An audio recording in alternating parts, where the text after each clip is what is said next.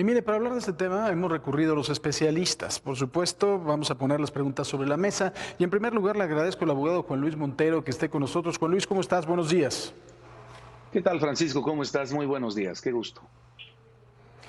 Oye, igualmente, a mí me gustaría saber y poner sobre la mesa dos puntos principales. Esta discusión y esto que va a iniciar en la Suprema Corte de Justicia, ¿tiene que ver con la protección de la vida desde el momento mismo de la concepción o tiene que ver con las facultades concurrentes que tienen las entidades federativas de nuestro país y las facultades de la federación? Es decir, ¿se les conculcaría la facultad de poder legislar en una materia de salud que son facultades concurrentes o cuál es el centro de la discusión? Es lo primero que me gustaría escuchar.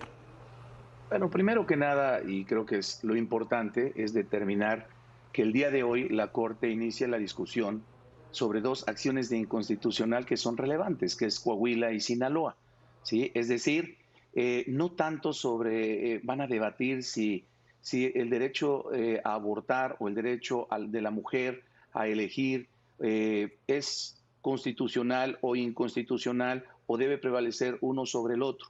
Creo que estas facultades que dan precisamente a cada uno de los congresos, de ahí su existencia. Aquí hay un grave riesgo que se pueda dar o se pone en riesgo el federalismo y una facultad y una libertad configurativa de los estados.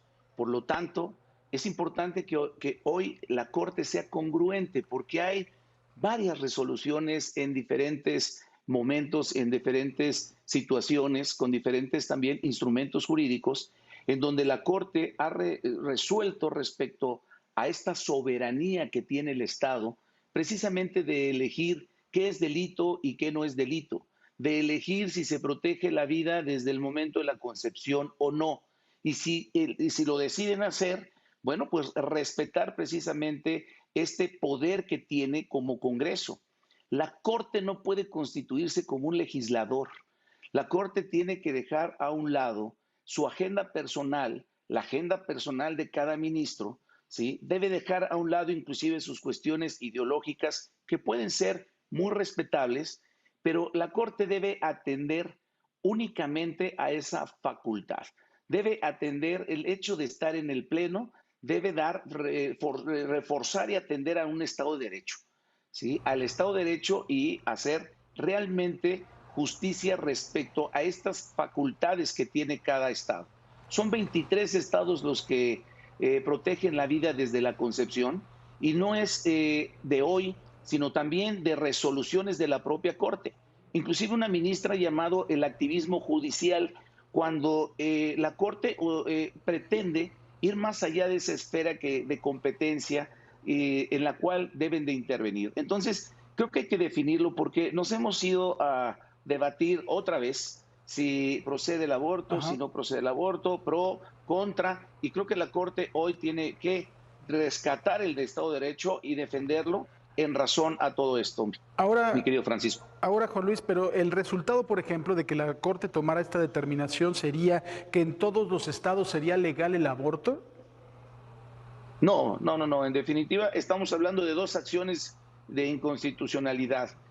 Coahuila, que se pretende despenalizar el aborto en las primeras 12 semanas, ¿sí? Es decir, ellos establecieron como delito, ¿sí? En cualquier momento y, bueno, presentaron esa acción de constitucionalidad pretendiendo que la Corte invada estas funciones del Congreso para poder decir que sería dentro de las 12 semanas. Y en Sinaloa se busca eliminar el reconocimiento a la vida desde la concepción en la constitución local, ¿sí? Que también se estableció y entonces se presentó una acción de constitucional por diputados locales y la Comisión Nacional de Derechos Humanos a fin de determinar que esta regulación pues es inconstitucional. Y aquí, reitero, lo importante es que espero que dejando la agenda y la ideología, ¿sí? Se atienda al Estado de Derecho. Es lo único que creo que debería de sobresalir el día de hoy y que la Corte debería de atender y no ir más allá de lo que le Sí. corresponde. No hacer uso de un poder, ¿para qué? Para convertirse en legislador. Dejemos esa Claro. libertad configurativa de los estados que la Corte ha manifestado. Pues me quedo Juan Luis Montero. Agradezco mucho por supuesto, tu participación el día de hoy. Te mando un fuerte abrazo, Juan Luis. Gracias.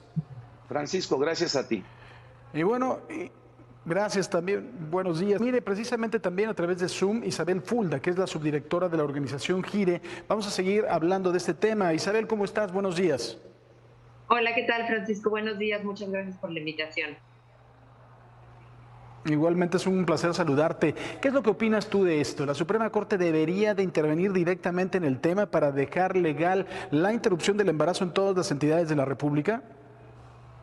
Pues en realidad un poco como se comentaba anteriormente, no es la cuestión que se está discutiendo el día de hoy, no es una cuestión general de despenalizar en todo el país, ni siquiera de despenalizar en el estado de Coahuila en específico. La Corte se va a preguntar sobre la constitucionalidad de la penalización del aborto. Entonces, en este sentido, creemos que es una discusión muy, muy importante la que se va a dar el día de hoy y probablemente también el día de mañana. No sería una manera de legislar por parte de la Corte, pero sí se pronunciaría de manera bien importante sobre lo que significa penalizar particularmente a las mujeres por el delito de aborto como una cuestión pues que es incompatible con los derechos humanos reconocidos en la Constitución. Entonces, es una discusión importantísima. No es una discusión cuyas implicaciones sean dejar de lado a los congresos locales ni al Congreso Federal. Y bueno, después de esta, y si es favorable, pues habría un largo camino de trabajo legislativo por hacer todavía. O sea, no es un asunto que tenga que ver con una técnica legislativa ni con un asunto constitucional de las propias entidades, sino es un asunto, una discusión país, Isabel.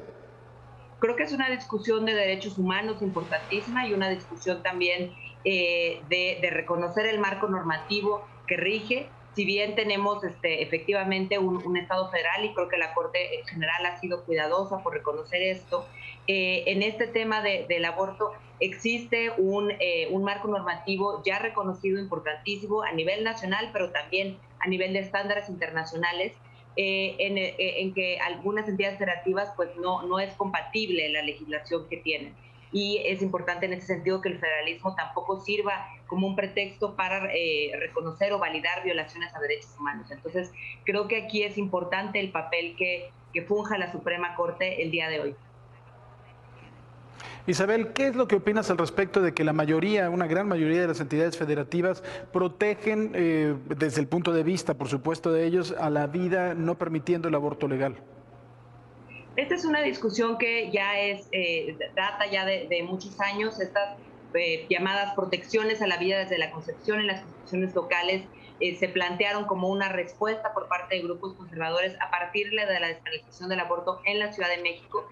Este es un tema que ya ha sido discutido anteriormente por la Suprema Corte de Justicia y creo que un elemento bien importante de este proyecto es que si bien establece la inconstitucionalidad de esa protección a la vida en la Constitución del Estado de Sinaloa, sí establece que esto no tendría por qué ser esta protección incompatible con el acceso a servicios de aborto. Y creo que eso en particular es importantísimo porque no es la primera vez que la Corte lo dice, ¿no? Si bien la intención de estas reformas fue obstruir el acceso al aborto, en realidad no son efectivas en ese sentido, ¿no? Entonces, lo que debe primar aquí es pues la protección a la vida de las mujeres, la protección a su salud, y esto simplemente pues sería reforzar algo que ya se ha dicho anteriormente. Tenemos actualmente 4 entidades que han despenalizado el aborto hasta las 12 semanas de gestación, ¿no? En la Ciudad de México, Oaxaca, Hidalgo y Veracruz. Y en un par de ellas esto se ha hecho incluso con estas protecciones en sus constituciones locales. Entonces, ya esto es una discusión jurídica pues que ya data de cierto tiempo, ya se ha establecido que esto no tendría por qué ser incompatible, y bueno, la Corte tiene la oportunidad de reforzar eso en estos días. Pues Isabel Fulda, subdirectora de GIRE, te agradezco mucho, Isabel, que hayas estado con nosotros aportando tu punto de vista. Te mando un fuerte abrazo. Muchas gracias, un abrazo también.